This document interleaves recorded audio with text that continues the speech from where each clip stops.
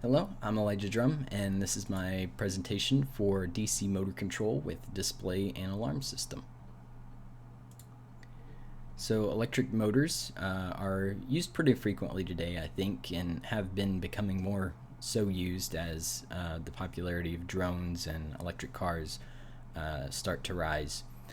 And they've been used in toys for a long time, and video game controllers use them for the vibration in the controllers to give a more immersive feel. And with the increase of the need or the want for electric motors comes the need for motor safety, electric motor safety. So that's basically what this project is over, is constructing a system that will help further the safety of these electric motors that we continue to use. And that's going to be done in this experiment through the use of 3 different systems, and they're all going to be combined into one circuit. But it's motor control, speed of motor monitoring, and speed alarm. So if the motor goes above a certain speed, an alarm will sound, and then you'll be able to see that speed on a monitor, and you'll be able to control that speed with the motor control using a potentiometer. This is all the equipment used in this experiment. All of it was found in the Arduino Sunfounder kit, and I had an Arduino kit of my own that I used, but I do not know if there are any specific things that are in that kit that aren't in the Sunfounder kit. Okay, so this is the motor control section of the circuit, and the image that you see here on the left is, I have a pointer, I think, yeah. On the left here is the reference image that I used for the designing the circuit. What I ended up doing was only using the right half of this circuit. So I used an NPN transistor, and I used a resistor and a diode, a rectifying diode, and what's that called? Potentiometer, electric motor, 9-volt battery, and Arduino. I originally didn't use the 9-volt battery. I originally had planned to use just the Arduino, but as I combined this circuit and the other circuits together, I found that the 5 volts did not give me enough power to be able to control the motor and view it on the LCD, because the LCD would just freak out, and so I went with the higher voltage in order to fix that issue. So this on the right here is the code for the motor control section of this project. I use this constant integer motor pin for pin 9. I don't believe I have the exact pin out here. No, I don't. But I do have it in a later slide. So that sets the pin 9 to the name motor pin, and that's what I use instead of using number 9. And here I set it as an output for this pin mode, and then I do the void loop, the integer speed. This is what I used to map the potentiometer to the motor speed, and then I did this analog write, which allows the motor and the potentiometer to communicate. And then this float voltage and this float motor speed. This was a little difficult to find, because this is how I was able to calculate the RPM. So that would be the RPM is what is the RPM is the speed that's measured on the LCD, and that's what's displayed, is the RPM that's calculated through this. The speed here is the this mapping of the potentiometer. So what the potentiometer reads, that's what is here. And then the range is the 255, and then times 9. That's this 9 volts here. And then the float motor speed, that is the voltage that's here times 100 divided by the 9 volts there. Next, I did the speed of the motor monitoring. So this was just the LCD project that we did in the Sunfounder. I found that I was able to use the same connections and not really the same code. I had to edit the code in order to be able to do what I wanted to do. But I used the Sunfounder code that was in that booklet that we got earlier this semester, and I used that to construct the circuit that's on. I don't know why I'm pointing in real life. Point on here. I used that code to construct, or the booklet to construct this circuit, and then I used the code that was also given by this in the Sunfounder book, but I had to alter it in order to be able to do what I needed to do. So here I got this include. This includes the library for the liquid crystal display and the AVR, and then this liquid crystal LCD thing here. This will set the pins that I used. This initializes the LCD screen, and then I clear the data, clear any old data so that it doesn't get overlapping or anything like that. And then I print my name right there. And then I set the cursor to be this top corner here, and so it'll go until to the length of this message here. And then below that I have speed is, and I set that to 9.1, which is right there, and that will that'll just be speed is. And then below that I have a blank spot, and that's where my speed is going to go, the number for my speed is going to go, that I show here down here later on. So then I did this if function, and I did it this way, this motor speed less than 10, this motor speed less than 100, because I found that if I did it any other way, it hindered the motor a little bit. It made it a little bit slower, so I had to do it this way in order to get it to function at a optimal level. And then below that I have the integer motor speed. That's here again, that's where I'm having it display the motor speed that it's reading. And that's 13.1, yeah, it's about right there. And then RPM is displayed like right here. And then I put the delay 100 on there just so that the Arduino has some time to kind of think a little bit and not be so confused by all the numbers that it's going to be getting.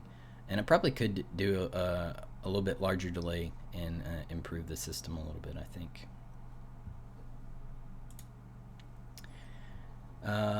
Last part of the system is the speed alarm.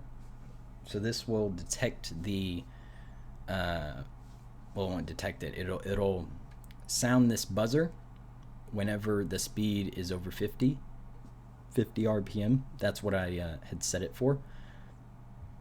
And this circuit's fairly simple. It's not anything complicated at all. But this stuff is a little bit complicated.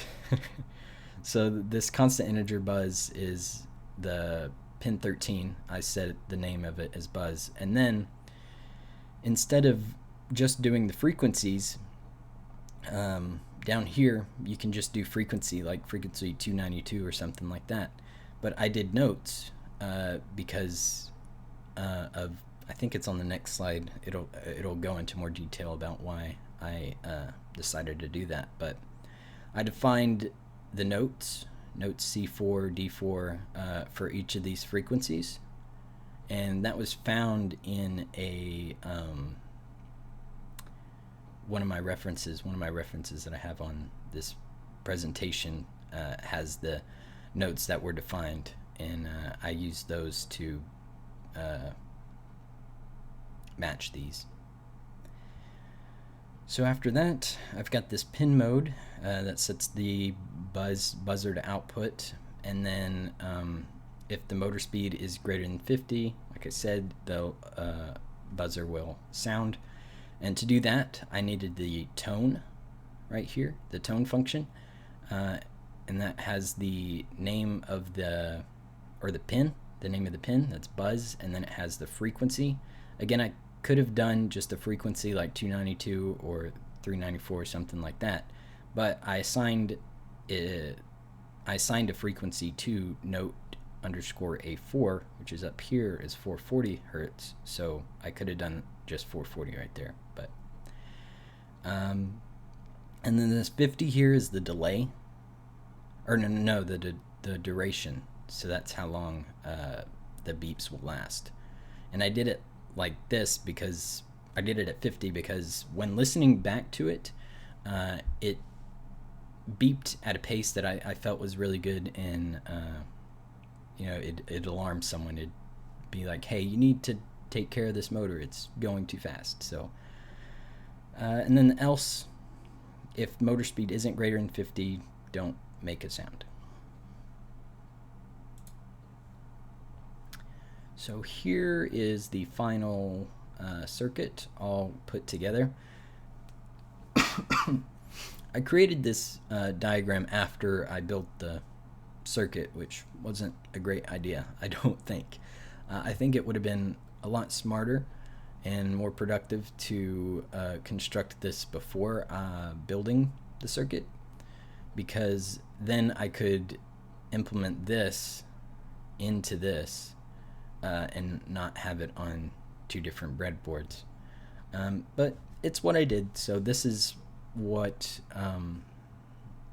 is the final design, and all the pins and wires are correct, and all the components here are what I used, and it's just all those different parts put together into one circuit. So here's the LCD, the motor systems down here, and then the buzzer systems up here, all connected to this Arduino on the different pins. And then I will let you guys view this. I think this will work.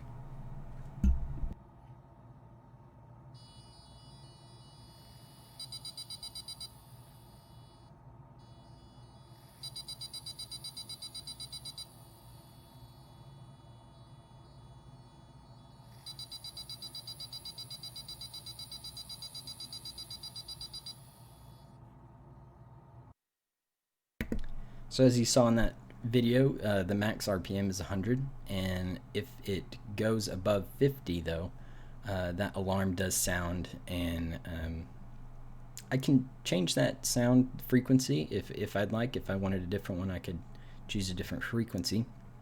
And that brings me, I think, to my next slide, to my future endeavors. Yep. So one thing that I really wanted to do, but I wasn't able to figure out in the amount of time that I had to get this done, was do a ringtone. And what I mean by that is kind of make a melody for the buzzer. So instead of it being just a beeping sound, it could be some sort of melody. And I'll show you this video right here that shows the circuit with the melody code that I had, but wasn't able to use because the delay function kind of messed up the system a little bit. So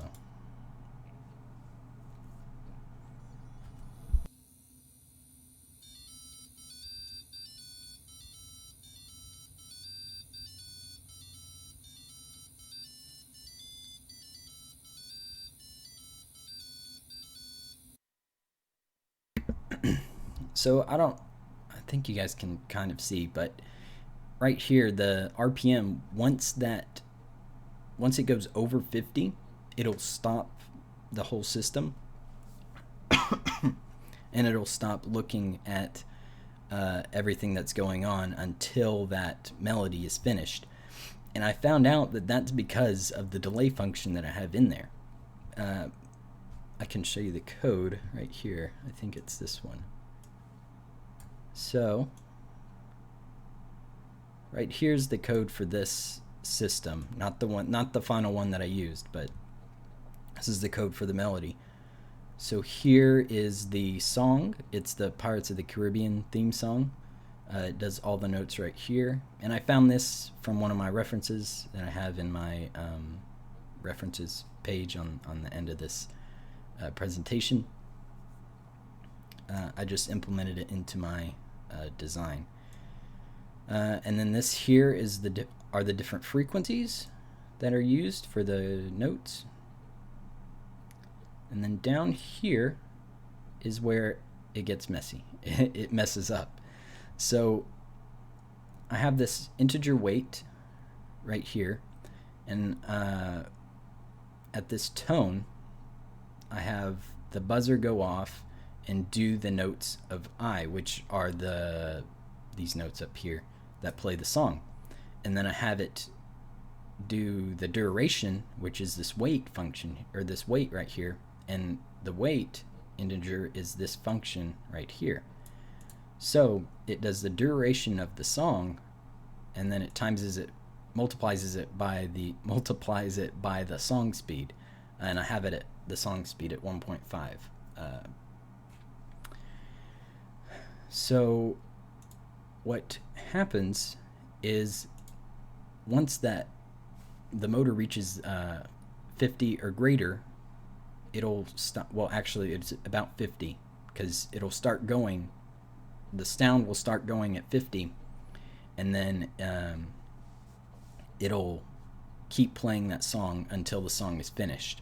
And then if it's still above 50 after that song is finished, it'll play it again. And you can't change the potentiometer at all while it is going, so it's stuck on this. So the Arduino is not reading the potentiometer while this is going. So I tried to do away with this delay function, and I got a terrible sound out of that buzzer. And so after a little bit of fiddling around with it, I couldn't figure it out, and I didn't have time to figure it all out. This was just kind of a future endeavor type thing, so I decided not to put it in my project completely and make that be the final product. Just something in the future that I could look at and go back and look and try to fix. The next thing is a temperature detector. I didn't think about this until I was making these slides, but a temperature detector I think would be really good for this system, because it could detect when the motor is overheating, and you could set the temperature that you want your motor to run at, and if it goes above that, you could do the buzzer again, and it could be, the buzzer could even be at a different frequency. So that's something that's really useful to avoid overheating. And then a larger motor, obviously that would be a lot more difficult, I believe. I don't think you could, well, depending on the size of the motor, but I think you would not need a breadboard. You'd need an actual circuit board to create that. And but it'd still be something that's useful, because larger motors are used, such as hoverboards and e-bikes and electric cars. And I think those types of systems really could use something like this implemented into their device.